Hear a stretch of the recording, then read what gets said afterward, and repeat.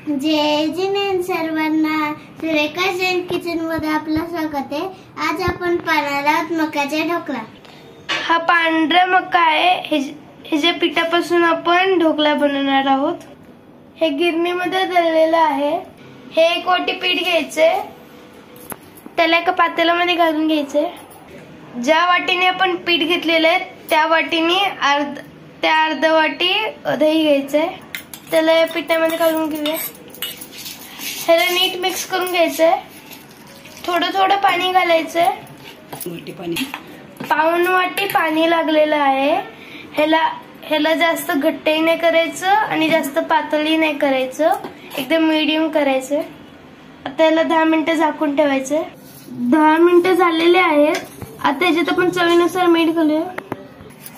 अर्धा चमचा ओवा खुस करून, 1 चमचा साखर, अर्धा चमचा तेल, थोडस हिंग, ह्याला नीट हलवून घ्यायचंय। थोडासा बेकिंग सोडा आणि थोडस एक लिंबू, सगळं एकत्र करून हलवून घ्यायचं।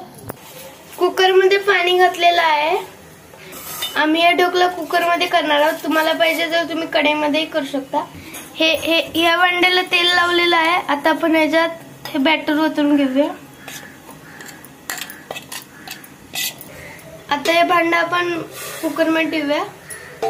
ह्याची शिट्टी काढून ह्याला 15 मिनिटं ठेवायचं। असं ह्याला मीडियम फ्लेम वर ठेवायचंय। गॅस बंद करून घेऊया।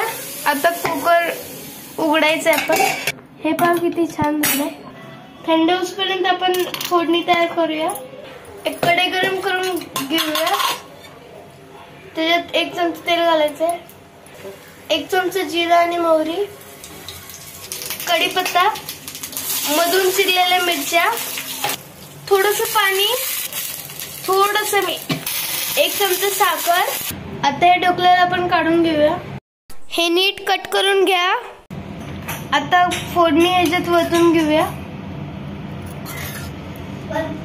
ह्याच्यात आम्ही सुकलेली कोथिंबीर घालणार आहोत, किसलेलं खोबरं।